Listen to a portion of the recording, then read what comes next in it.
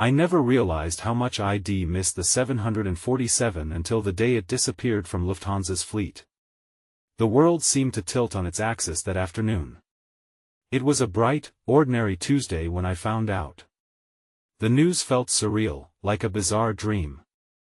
I stood in line with my coffee, a steaming cup in hand, when it hit me, the 747 was gone. Just like that. The 747 was more than just a plane, it was an icon. Its massive body soared through the sky, a titan gliding above clouds. I could still remember the first time I saw it. I was a child at the airport, my little fingers pressed against the glass, eyes wide with wonder as it rumbled past. The roar of its engines vibrated through my chest, an exhilarating thrill. I was captivated, a love story born in the hum of jet fuel and high hopes, but now? It was just a shell of memories. The airlines claimed it was for modernization, efficiency. Who needed a hulking giant when sleek, shiny models were all the rage?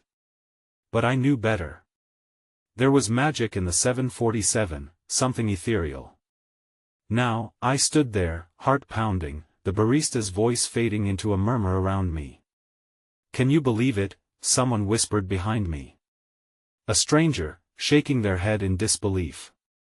More than 40 years of history just gone. Tears pricked my eyes. An unseen weight settled in my chest. It was not just about the plane, it was about everything it symbolized. The adventures, the laughter, the goodbyes that shaped lives. I felt a shudder run through me, a lump forming in my throat. But why was it disappearing? The questions flooded my mind, each more desperate than the last. Perhaps it wasn't just about airlines and profits. I pressed my hands against the counter, trembling slightly. There was something darker at play, something I could feel trailing just beneath the surface. As I stepped outside, the world felt different. People hurried past, heads down, unaware of what we had just lost. The sky was clear, but I felt a storm brewing inside. Every jetliner that soared overhead felt like a reminder, a taunt of absence. I couldn't shake the feeling that we weren't just losing a plane, we were losing a piece of ourselves. That night, I couldn't sleep. The silence smothered me.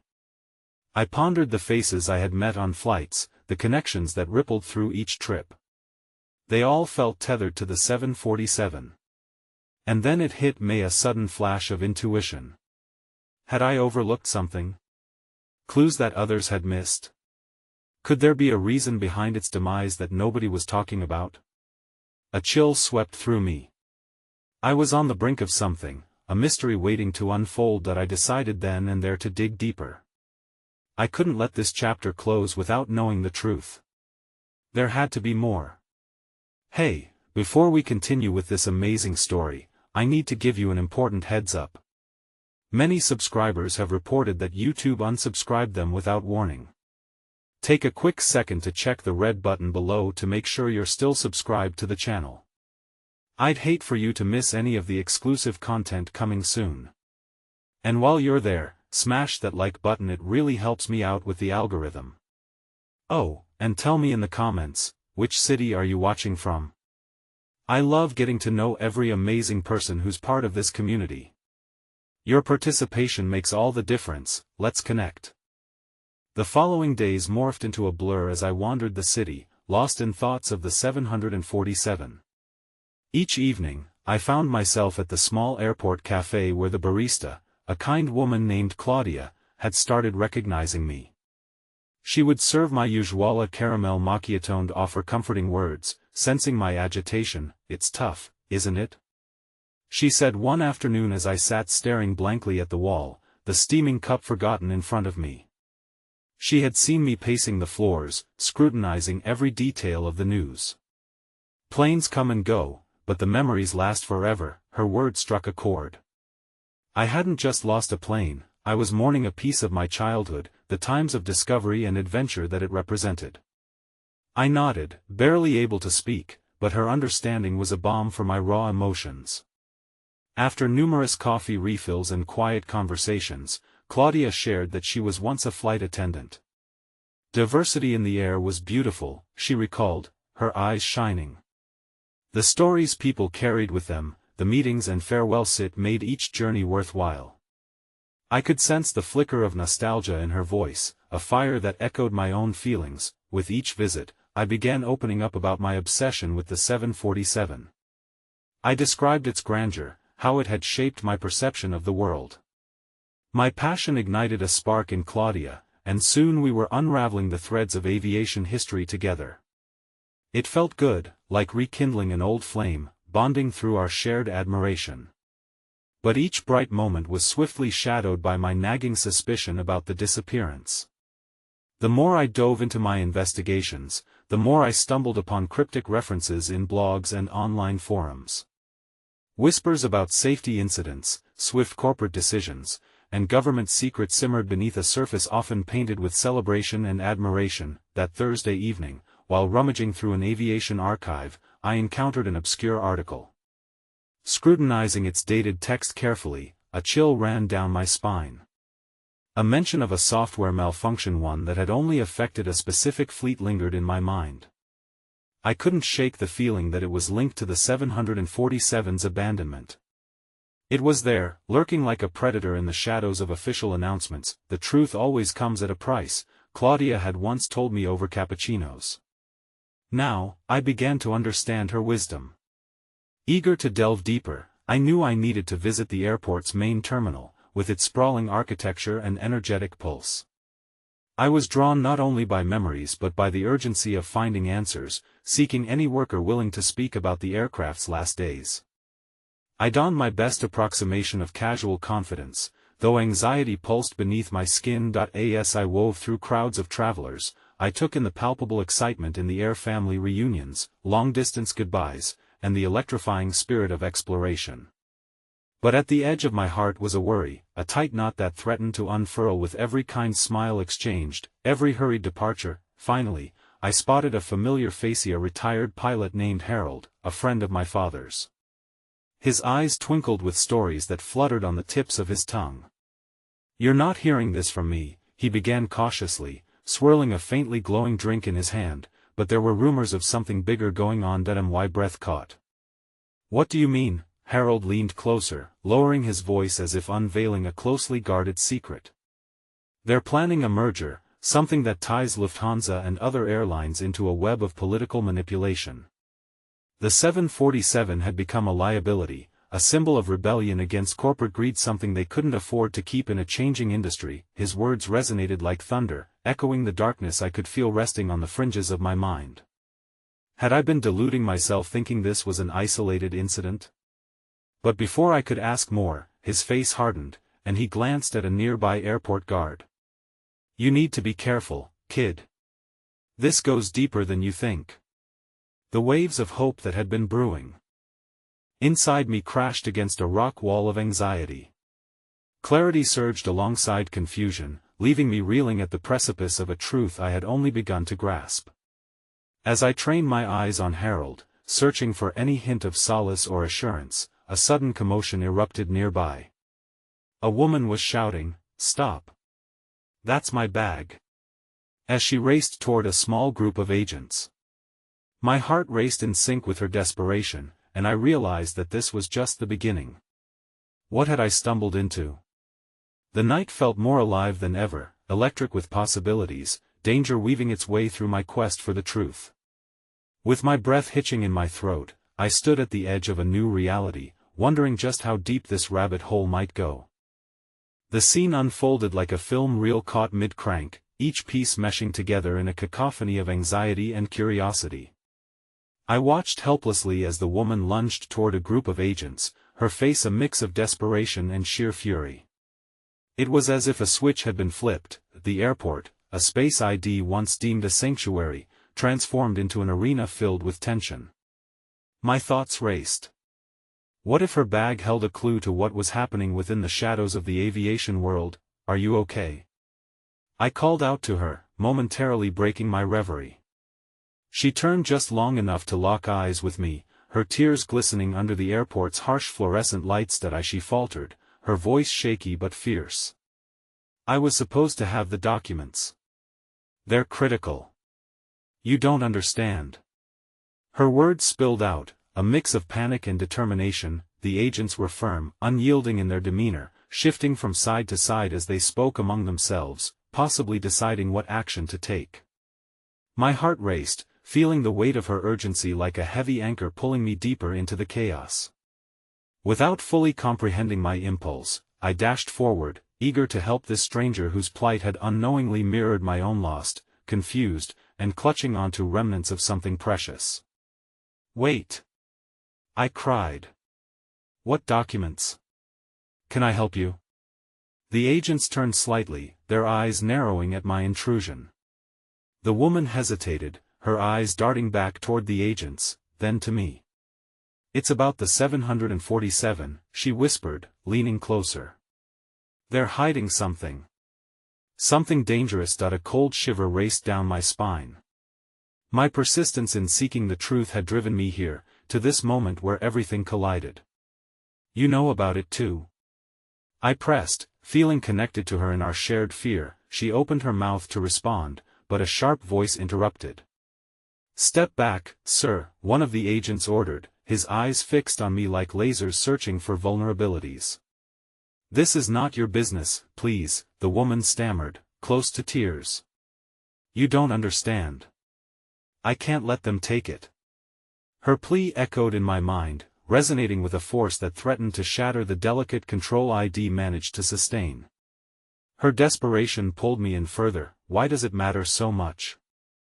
I found myself asking, almost instinctively. She bit her lip, glancing back at the agents, who were now inching their way toward her. "It's about lives that were put in danger. I have proof. They can't keep silencing the truth." Her voice wavered, yet a flicker of determination sparked in her eyes. It was there, just behind the turmoil, a fierce hope that demanded to be seen. Before she could explain further, the agent seized her arms, pulling her backward. An unusual surge of strength rushed through me. "Wait! Let her go!" I shouted, stepping closer. The agents advanced menacingly, warning glares cementing their authority.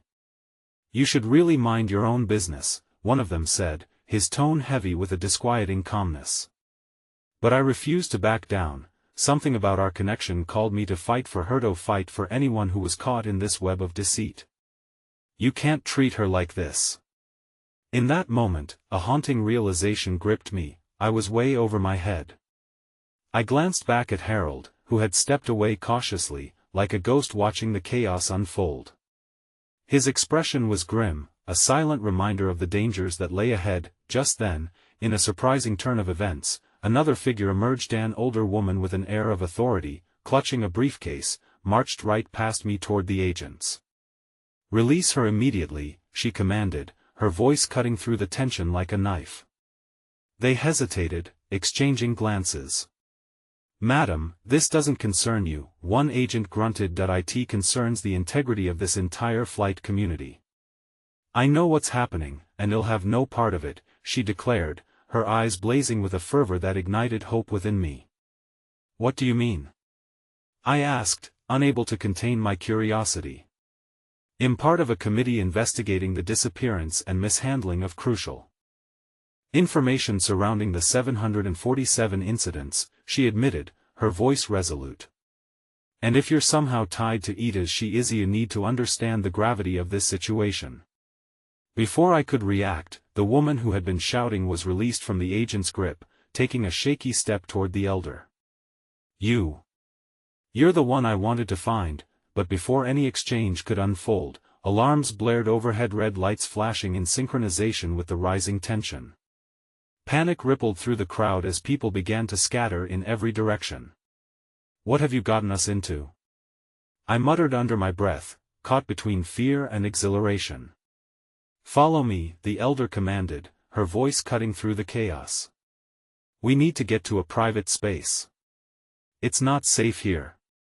Uncertainty flooded my thoughts as I moved instinctively toward her, the surreal reality of what was happening dawning upon me. I was no longer just an observer, I was part of something far larger, the pulsing heart of hidden truths and unknown dangers that sought to change the very face of aviation. But before I could process my next move, the wrenching sound of a loud thud echoed nearby. I turned just in time to see the agents tackle someone, the commotion escalating around us. An explosion of chaos erupted like a shaken soda bottle, and with my heart hammering in my chest, I realized there was no turning back now. Somewhere deep in the back of my mind, a small voice whispered, urging me to escape, to flee. Yet all I could think was how I had stumbled into this storm seeking answers about a forgotten giant, and now I stood on the brink of a dangerous revelation that could change everything, and as clarity began to seep into my urgency, I caught the last fleeting glimpse of the 747 in the air through the terminal's large glass windows, its silhouette a haunting reminder of what was at stake, chasing a truth that might just consume us all. The chaos roared around us, a cacophony of screeching announcements and frantic shouts blending into an unsettling backdrop. My heart raced as I followed the elder woman, urgency propelling me forward against the tide of terrified travelers trying to exit the terminal. She led us away from the unfolding turmoil, weaving through the crowd toward a dimly lit corridor that opened up into a small waiting room. "Close the door," she commanded. The woman I had tried to help slipped in right behind us, her breath coming in ragged gasps. We shut the door just in time to muffle the noise outside, but my heart still pounded loudly in my ears. "What's happening?" I gasped, my impulse to know pushing out the rising fear. The elder woman positioned her briefcase on the table, her demeanor shifting from fierce to unnervingly calm as she surveyed both of us, her eyes intense. "You're in deeper than you realize," she asserted, then looked directly at the woman. "We need to go over what you found." The woman hesitated, her fear evident. I wasn't sure I had it right, but in those documents, it outlined discrepancies in the maintenance logs for the 747s. I thought I could fix it, help with safety regulations, but when I tried to bring it up she trailed off, shaking her head as if to dispel the memories that haunted her. "Someone wanted that information kept quiet.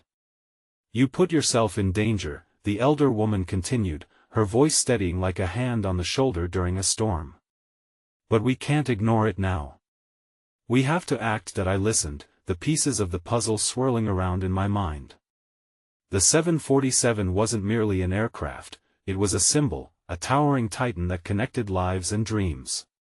But beneath that glossy exterior lay secrets that could threaten so many. My instincts told me I had been drawn to the chaos for a reason. The truth was calling out like a siren through the night. "Why does it matter so much?" I interjected impulsively, wrestling with burdens I didn't yet comprehend. "I mean, what's at stake?" The elder woman placed her palms flat on the table, leaning forward. "Lives, young man. There are families depending on the safety of air travel. These documents," she gestured toward the briefcase, "are a window into negligence that could cost them everything. And if you're here, witnessing this, you may be the key. You have to decide where you stand." Confusion washed over me, but beneath it a flicker of determination ignited. I felt the stranglehold of fear loosening slightly. I was no longer just an observer swept into this current. I could act, I could fight. Suddenly, I was jolted from my thoughts by the sound of urgent footsteps outside. My heart hammered once more. "What if they find us?"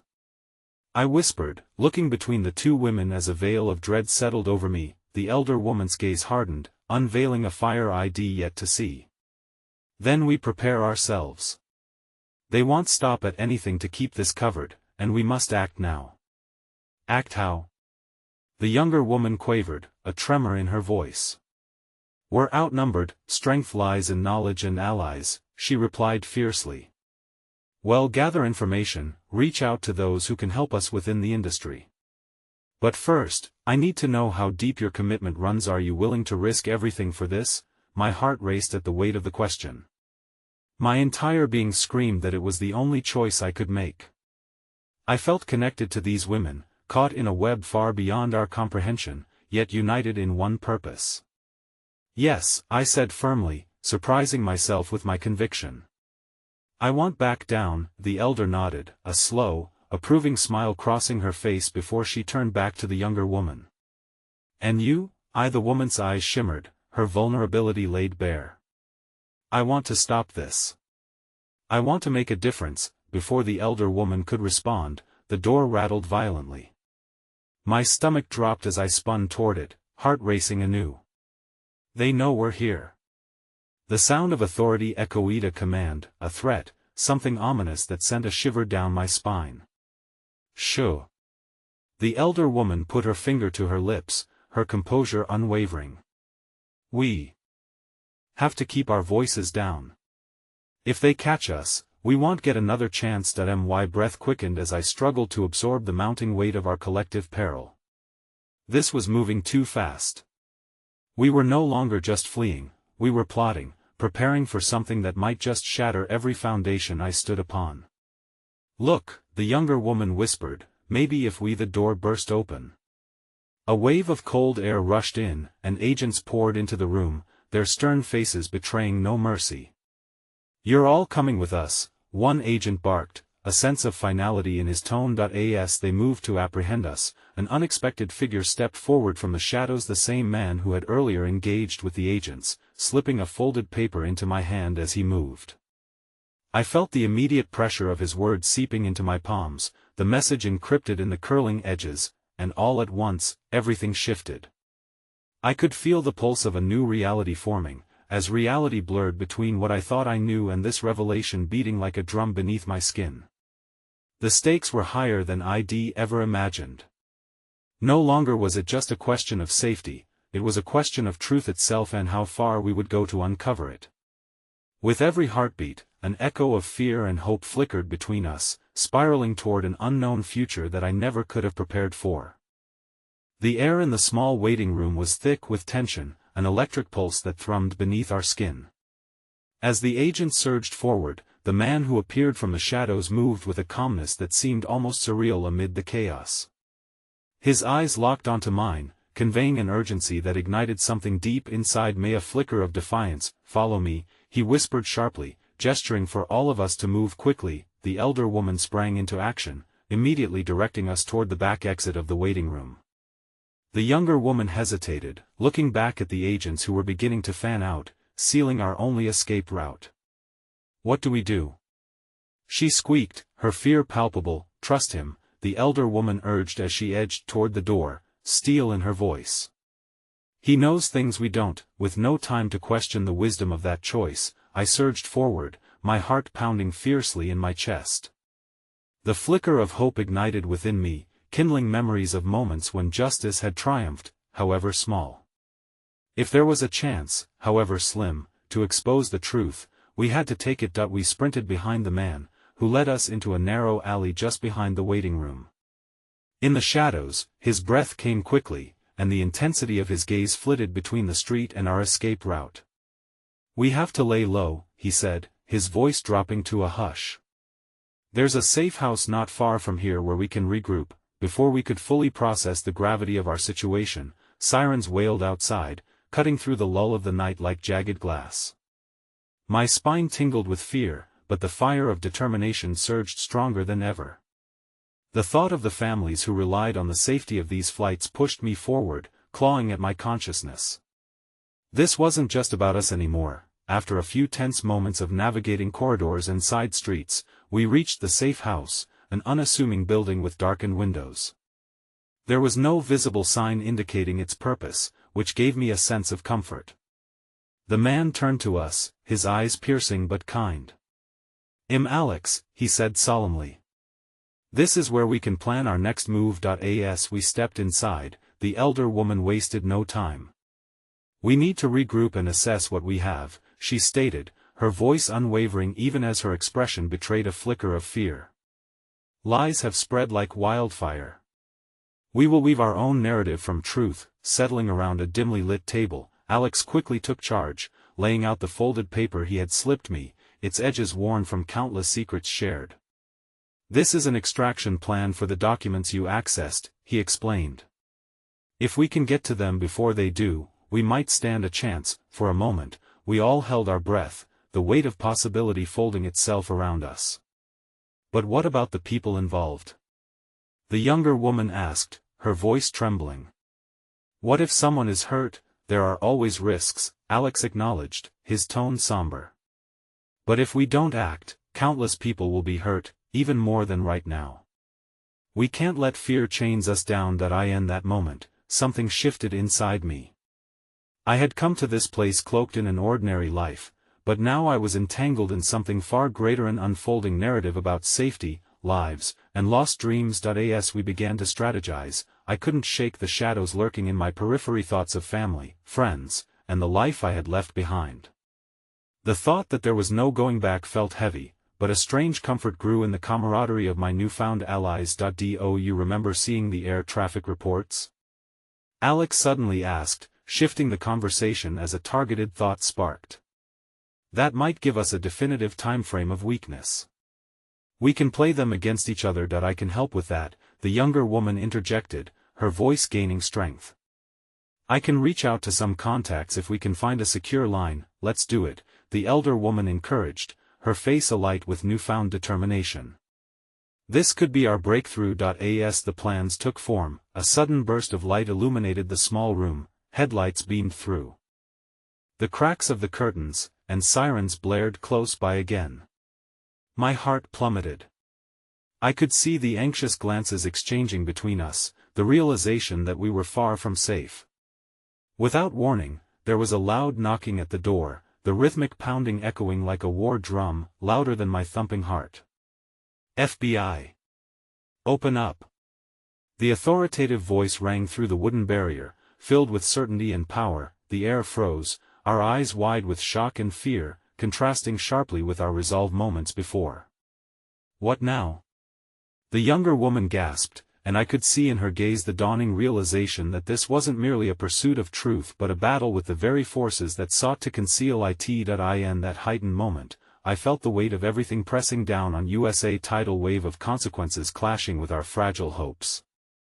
Nothing would be the same again, not for me, not for the women by my side, and certainly not for the world outside those walls.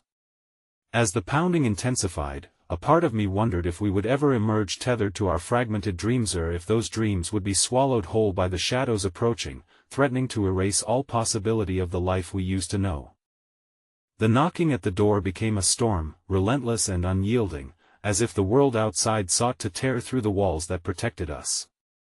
My heart lurched, and I felt the others' breaths hitch in unison, the reality of our situation crashing down like heavy waves against a crumbling shoreline. Everyone, quiet. Alex hissed, his finger pressed to his lips, but fear had taken root in the room, and it was growing like a choking vine, wrapping itself around our throats. The elder woman gripped the edge of the table, her knuckles white. We need a plan. The younger woman cried, her voice quivering with urgency. What do we do? I'll handle it, Alex said, his voice steady but his eyes betraying a flicker of uncertainty. Before any of us could protest, he moved towards the back door, his silhouette swallowed by the shadows. No. I whispered, panic surging through me. We can't just leave him, we have to make a decision, the elder woman interjected, glancing nervously between the door and the widening crack in our sanctuary. We can either risk it all for one chance to get away, or we face what's coming head-on, Alex. I shouted, but my voice cracked, lost in the chaos of pounding fists and demanding voices. My plea felt like a small bird lost in a storm. Everyone, stay down. He commanded, voice low but firm as he slowly opened the door just a crack. Through the narrow opening, I could see the intimidating figure of an agent, his serious expression illuminated by the harsh glow of a flashlight. My breath caught, every instinct screaming for us to bolt. Alex remained unfazed, locked in the agent's gaze. What's your business here? The agent barked, his voice cutting through the tension like a knife. I am just waiting for someone, Alex replied, deceptively calm. There was a beat of silence. I could feel every heartbeat echoing in the room, each one stroking the raw nerve of dread inside of me. Then you'll need to step out for questioning. We have reports of suspicious activity in this area, the agent said, his posture tightening, like a coiled spring ready to snap. I moved instinctively towards the door. We should help him. I called out before I could convince myself not to. The others turned to me, shock and fear reflected in their wide eyes. No. You'll give us away. The elder woman hissed, desperation etched in her features, but I could no longer restrain the impulse building inside of me. I clutched the table for balance, pushing through the fear. If we let him go, I began, but the words fell heavy in my throat. Then what? We lose everyone. She shot back, her voice trembling. We can't afford this recklessness. That I met her gaze, searching for understanding, but found only the weight of conflicting convictions. Just then, in a twist of fate, a sudden loud bang echoed from the street, and I instinctively turned towards the source. A dark vehicle had skidded to a halt outside the house, casting a long shadow over everything. Oh no, Alex murmured, catching sight of the new threat. My heart raced again. Whatever hope hung in the air dimmed as the realization struck us. There were more players in this dangerous game than we had anticipated. The agent whipped around at the commotion, his attention diverted just as another figure emerged from the depths of the vehicle, the glint of insignia reflecting the momentary flicker of streetlight illuminating her face. "Agent Christine," he called, his voice holding a blend of confusion and fear. I squinted into the night, recognizing her face from the schematics we had studied. She had her own reputation, a fierce executor of law entangled within the very borders of righteousness and corruption. My skin prickled with an odd sense of dread. What did she know? In that moment of tension, the elder woman whispered the words I suspected were on all of our minds. "If she's here, we need to move." Now that we could see the trust wavering in Alex's eyes as the realization of our predicament solidified. I reached out to grab his arm, but he remained rooted, conflicted. "I can't just leave. They're going to throw everything at us," I interrupted, urgency swelling in my chest. "We don't have time for hesitation." A sudden decision ignited in Alex's gaze. It was sparked by a jagged juxtaposition of hope and despair. He nodded, determination solidifying his stance as he turned back toward us. "Okay, we regroup. We need to get out." Just as he was about to push through that door, the figure of Agent Christine stepped into view, her gaze hunting like a lion seeking its prey. The pulse of everything within me quickened, as I suddenly feared that clarity wouldn't lead to salvation, but to perilous revelations. "Stop right there," she commanded, her voice slicing through the air with authority. My breath hitched, caught in a trap devised by unseen hands. Moments stretched taut as silence hung heavy between us. A final glance from Alexa, flicker of unspoken promises, mirroring the burden of our choices before the dam finally broke. In that trembling silence, the truth unfurled, and my heart raced with the weight of its potential. We were teetering at the edge of a precipice, with danger lurking beneath, ready to drag us down into the abyss. And then I heard a disconcerting sound of footsteps rushing forward, and beneath it all, an unexpected voice calling out our names. The haunting realization swept over me in waves, the revelation that would forever alter the course of our fates hanging precariously in the balance, threatening to shatter everything we had fought to uncover. The room felt as if it were closing in, the air thick with tension and unspoken fears. I turned my gaze from Alex to the door, my heart pounding, not just from fear but from the tempest of emotions crashing within me. The footsteps were getting closer. I held my breath, torn between pressing forward and retreating from what could be an impending disaster. "Stay quiet," Alex urged, but his voice quivered, tinged with the same dread that infected us all. The echo of approaching footsteps mingled with the sudden rush of desperation. A new urgency coursed through my veins. "We can't just sit here," I whispered fiercely, my fists clenched at my sides. "We have to figure this out, together." The elder woman glanced toward me, her eyes softening for an instant. "You don't understand," she murmured, her voice barely above a breath. "It's not as simple as running away," but the chaos around us bore no signs of simplicity. With every step I imagined drawing closer, the dread morphed into something sharper, a primal instinct to fight, to protect those I cared about. Suddenly, the door flew open wider, revealing Agent Christine standing at the entrance, her silhouette framed by the harsh streetlight. She appeared almost regal in her authority, her gaze piercing through us like a laser, searching for any hint of rebellion. "Names," she barked, her eyes narrowing scavenger-like. Now, I felt the room still as we processed this new reality, as if time had come to a screeching halt. I searched the others' faces for guidance, for some silent assurance that perhaps this was a moment we could win, that the corners of darkness may yet reveal some light. "Cecilia," The younger woman suddenly blurted out, her voice rising in pitch. "That's my name." Christine's gaze fell to her, calculating. "Cecilia," she echoed, an unsettling smile curling her lips. "A pleasure." But the menace beneath her words clung to the air like smoke. Alex edged closer to me, his fingers brushing against mine, grounding me in the swirling uncertainty. I could feel his tension, the weight he carried on his shoulders magnified with each second. "Anna," I finally spoke, desperate for any reaction that could lead to a glimmer of hope. "We're just visiting." We heard a commotion and got caught in it. Her eyes flickered to me, and for a fleeting moment, I thought I had detected a hint of empathy behind that steely facade. "Interesting," she said slowly, analyzing my response like a skilled predator. "You think you can hide here forever?" The elder woman stepped up beside me, her voice trembling yet laced with authority as she interjected, "What do you want from us?" Christine remained unfazed, clearly enjoying her role in this high-stakes game of cat and mouse. "I want the truth, not just from you, but from all of you." My heart ached at that moment, the weight of years spent in fear finally coming to a head. "We've done nothing wrong." I found myself pleading, the heat of anger igniting within me. "We just want a chance to be safe," she laughed softly, though the sound didn't reach her eyes. "Safety comes with a price, darling. You've already paid it, you just don't know what that price is yet."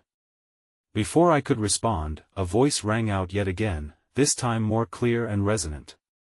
"What do you mean, Christine?" The sudden arrival of David, the last member of our group who had been holed up in a nearby room, crashed into our scene like thunder. His presence forcibly shifted the energy in the room. Desperation and hope mingled in glances traded between us. "David," Christine said, her tone shifting dangerously.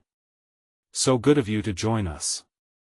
You'll serve as a perfect reminder of how far we go to keep what matters safe." My instincts screamed that something was horribly wrong. I glanced at Alex, who met my gaze and nodded subtly, our minds racing as we strategized in silence amid the tension. David stepped forward, eyes intense and defiant. "Why are you really here? This is about more than just order and safety, isn't it?" "Ah, the brave hero speaks," she replied, sardonic amusement coloring her words. "This is about leverage, dear. Information is the most valuable commodity, especially when it carries the weight of lives," and there it was, the raw and penetrating realization that sent shivers down my spine. We were trapped in a whirlwind of manipulation, a dance around the delicate threads of loyalty and betrayal, but before I could formulate a response, Christine seized her moment. "Now, you can either cooperate, or we'll have to get creative about extracting the information." The finality in her voice sent a cold shudder down my spine. Panic erupted in an undercurrent around us, palpable and suffocating as we weighed our options. I felt Alex's grip tighten on my hand, grounding me amidst the torrent of uncertainty. It felt as if everything we had fought for was on the verge of unraveling. Suddenly, in the haze of what seemed to be an impossible predicament, I felt a flicker of determination igniting within me. I took a deep breath, a plan forming, strategies building on the powder keg that was our collective fear. As I opened my mouth to speak, a loud crash resonated from outside, rattling the very walls around us. The ground under my feet quaked with sudden shouts. "Get down!" Alex shouted as the chaos blurred into a frenzy. In that heart-stopping moment, a new wave of realization washed over me. Choices would be taken from us in the next breath.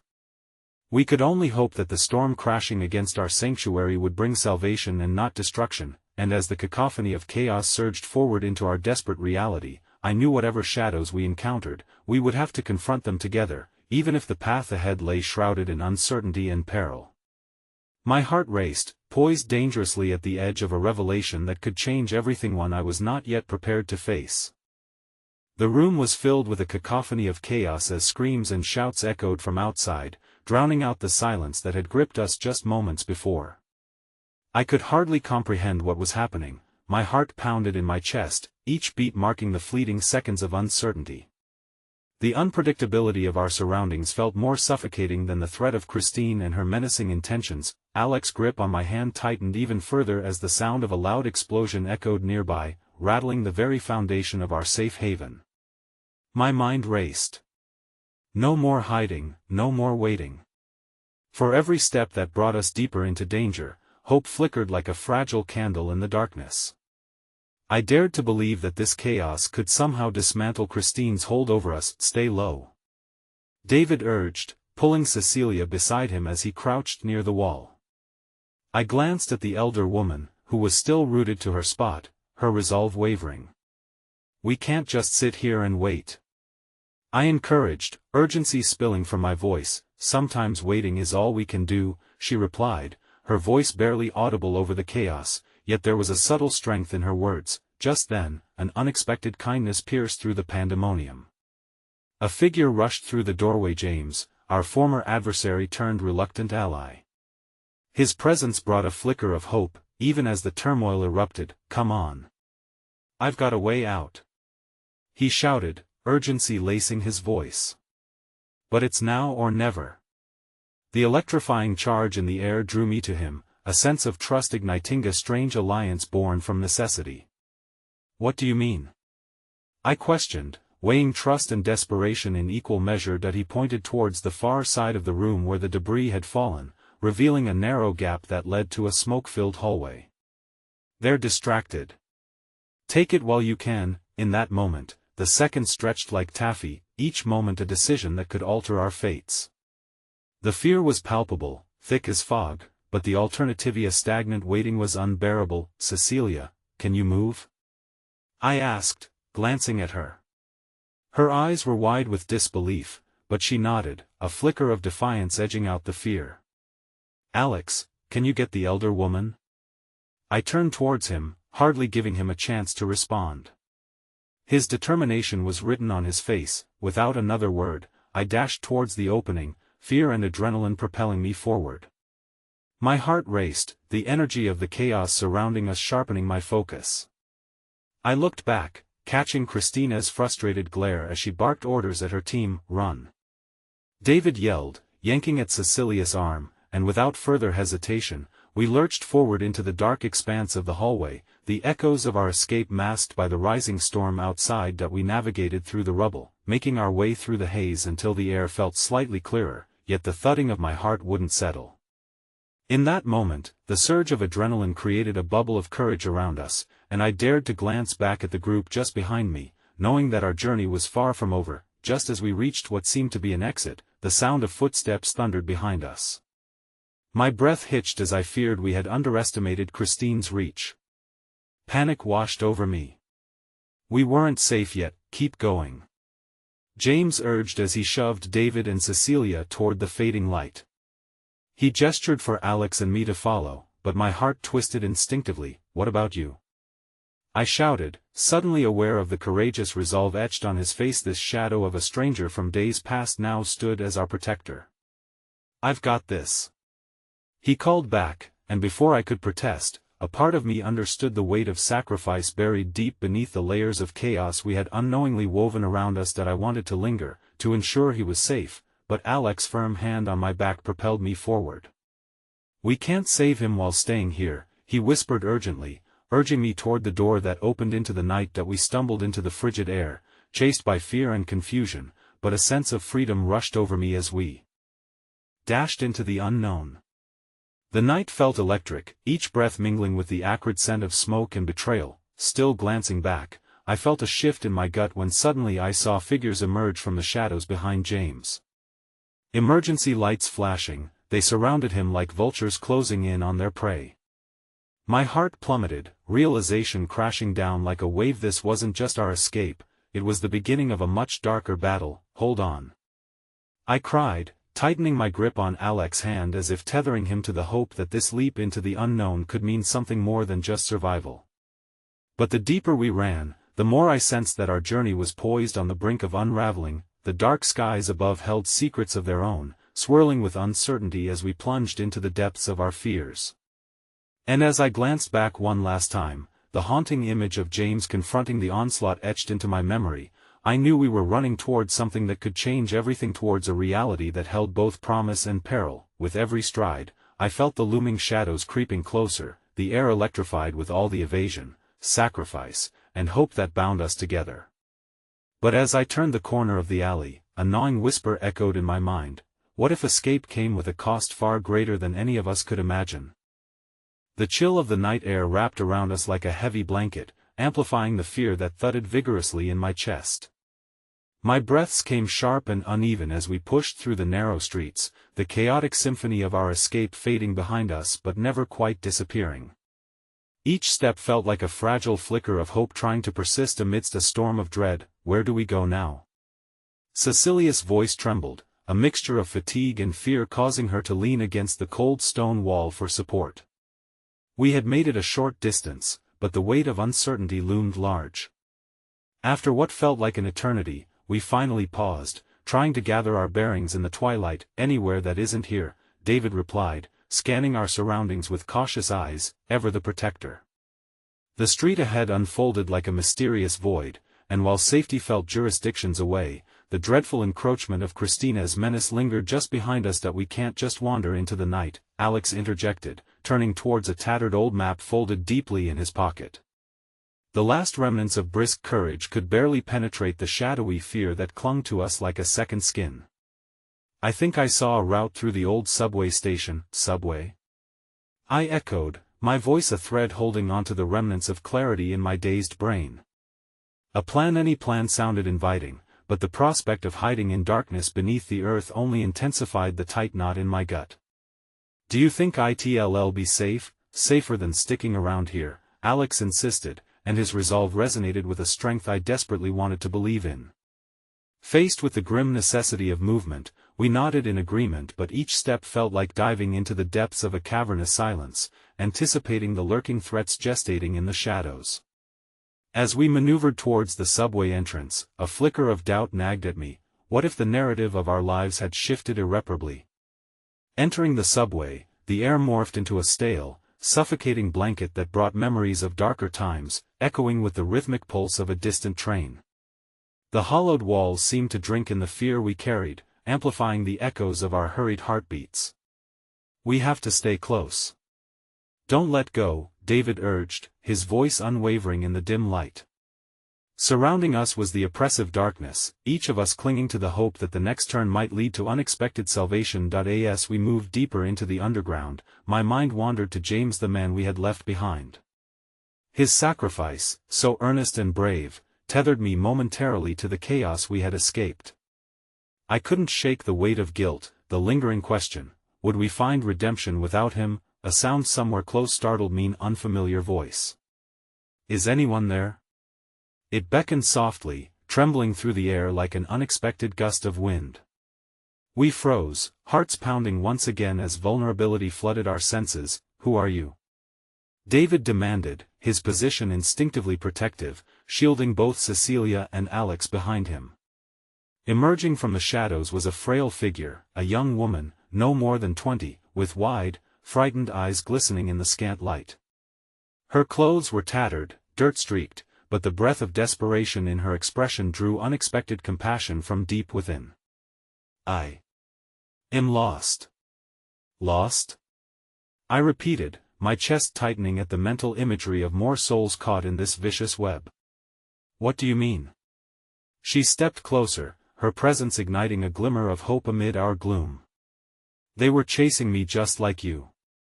The words dripped from her like fragile music amidst chaos. I've been hiding down here, but I thought I'd find a way out. Please, I can't go back. Neither can we, I assured her, my heartbeat steadying just slightly as shared fear wove an intricate bond between us. We can help each other. David glanced at me, uncertainty etched in his features. It's dangerous to bring anyone else into this, he warned, but Cecilia stepped forward with a kindness that radiated like warmth. Sometimes help comes from the unlikeliest of places, she said softly, her fingers brushing against the young woman's shoulder in a gesture both healing and tentative. In that moment, with vulnerability along with a shared flicker of hope hanging in the air, we agreed perhaps the most perilous situations demanded unity and unexpected alliances. Mia, she introduced herself, her voice vulnerable yet hopeful, and I'll do whatever it takes to survive. As we formed a small circle, pulling her into our fragile alliance, we moved further into the subway tunnels like explorers delving into an ancient world. With each step, the oppressive darkness threatened to consume us but offered moments of connection and understanding that transcended the scrambling terrors we faced. Suddenly, a loud noise echoed from the entrance we had just passed, each footfall magnified in the sepulchral silence, and as our hearts sank, the unmistakable sound of angry shouts drifted towards us. "They're coming!" I gasped, panic setting in like a creeping vine. "Run!" David shouted, gripping MIA's hand tightly as we turned to flee deeper into the tunnels. The weight of our decisions pressed heavily into our chests. Darkness surrounded us, echoing with every frantic footfall, whispering the underlying question, what if we were diving deeper into a trap? Yet, in the midst of our terror, one haunting revelation resounded louder than all the others. The enormity of trust dangled precariously, binding us together at a moment when the cost of survival might be everything we held dear. The corridor twisted like a serpent as we fled deeper into the bowels of the subway. I could hear the distant cadence of footsteps behind us, a reminder that danger wasn't far away. Sweat dripped down my back as we pushed onwards, adrenaline fueling each desperate stride.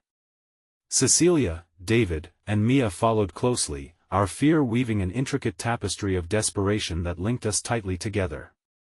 "This way!" Alex shouted, darting into a dimly lit alcove that veered off the main tunnel. We crammed ourselves in, the shadows swirling around us, hiding us like the secrets we carried. My heart raced, pounding against my ribcage, desperate for a moment of stillness to catch my breath. "What's the plan?" David huffed, catching his breath, his eyes scanning our surroundings with nervous energy. I glanced at Alex, searching for guidance. "We need to assess where we stand," he said, his voice steadying. "There's a maintenance room down further. We can gather supplies and possibly a route to the surface." Mia shivered beside me, her earlier courage wavering, as uncertainty crept in with the cold. "They're not going to stop looking for us," she whispered, fear cracking her voice. "What if we lead them right to the others, then we'll take responsibility." "We can't abandon anyone," I insisted fiercely, but the weight of the situation pressed down on me like iron chains. As self-doubt pooled in my stomach, I remembered the faces we were fighting for, the families who relied on the safety of air travel, and suddenly, the choice became clear. "Well, find that maintenance room," I said, firm. "We'll figure it out together." Nods of determination circled the group, reigniting the fleeting ember of hope nestled in the shadows of chaos. With renewed purpose, we slipped back into the darkness, moving cautiously yet swiftly through the winding pathways until we finally discovered a door that led to the maintenance room. As we fought to open it, the aged would resist it at first, but with a collective effort, we pried it open and spilled into the small space. Inside, the air was stale, lined with the odors of grease and worn machinery. A flickering fluorescent light pulsed above us, bathing the chaos of tools and old equipment in eerie shadows. I quickly set my sights on a heavy toolbox, flung open the lid, and began rifling through it for anything useful while Alex scouted for maps or any documentation that could point us to our next move.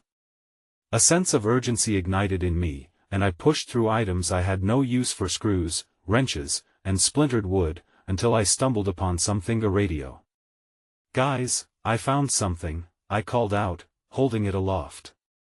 The others gathered around, curious expressions igniting hope, but dwindling as reality settled in. "We have no means of communication without power," Alex sighed, disappointment knotted in his brow. But I didn't relent, fiddling with the dials, suddenly driven by the instinct to try anything at this point. I pressed my thumb on the button, but nothing happened. The dread of hopelessness flooded back, weighing heavy in my chest, until a crackle interrupted the silence. "Need the information. It's vital." A voice broke through, laden with urgency. Hope surged within me as I fine-tuned the frequency, catching snippets of a conversation I did not fully understand. "Dangerous decision, keep it quiet, too many witnesses." It was like piecing together a haunting puzzle, each fragment resonating with urgency. I felt the need to act bubble up from within, a calling that demanded more than mere survival. "They're discussing us." I exclaimed, adrenaline coursing like electricity through my veins. We have to relay this to someone. Suddenly there was a deafening sounding boom outside the room that reverberated through the walls, our environment shaking violently. We exchanged strained glances, the chaos outside spilling into our safe haven. What was that? Cecilia gasped, eyes wide with fear. Without waiting for an answer, I pushed forward. We need to get out of here.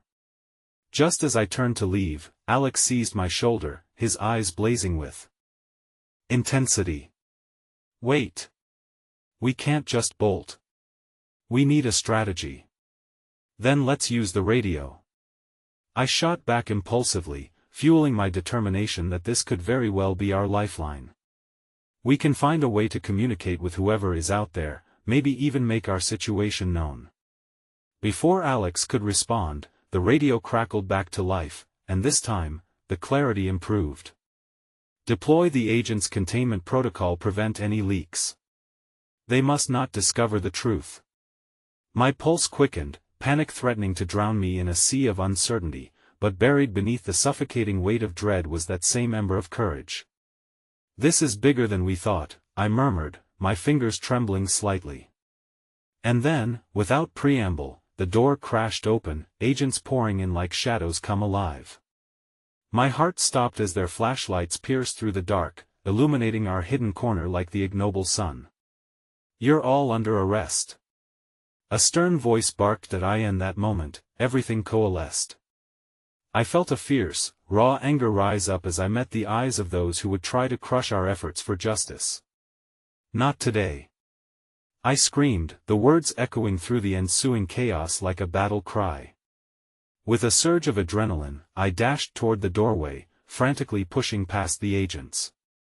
The others, fueled by urgency, followed close behind, the power of unity propelling us forward into the abyss of uncertainty. Now chaos erupted, bodies clashing, screams reverberating around me, our group moving like a single entity through the dark maze of tunnels. There was no time to think, just the primal instinct to survive guiding every frantic step. We barreled through the maze of corridors, locating a narrow path that led up towards the surface, the weight of our fears driving us onward. As we pushed ourselves further and further, I felt connected to every person who had once loved the 747, whose lives hinged on a sense of safety that had crumbled beneath corporate deceit. Finally, as we reached a staircase that led upward toward the light, toward freedom, I held my breath. We clambered up in haste, catching each other's eyes, each heartbeat synchronized in the pursuit of something more than survival, a chance to reclaim our own destinies. When we burst through the door into the blinding light of midday, gasps of shock escaped our lips as wonder washed over us. The world outside was bustling with life, yet the sharp edges of reality reminded me that hope and fear coexisted, both vying for control. We did it. Cecilia breathed, and for a moment, disbelief held us in a fragile embrace. But just as the relief began to settle, I felt the familiar weight in my gut return, a flicker of doubt grounded in the knowledge that this battle was far from over. In unison, we turned to face the street ahead, where uncertainty and possibility loomed like twin specters beckoning us forward. And suddenly, I knew. While the world we had left behind loomed large in shadows of deceit and uncertainty, we were living proof that hope could persist against the odds. We were more than a group of people caught in a storm, we were the reckoning, a gathering force propelled by purpose. As the sun bathed us in its warm glow, I took a resolute step forward. In that fleeting moment of clarity, I realized that our fight wasn't just for our freedom, it was for the memories, for the stories, for the lives intertwined with the magnificence of the 747, a legacy that tied us all together. And as I looked back at the faces around me, I felt an unshakable conviction ignite deep within my soul.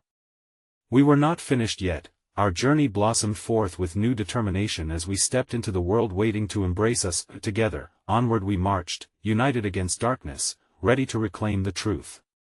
And as we disappeared into the bright light, I finally understood the giants of our dreams could never truly be silenced.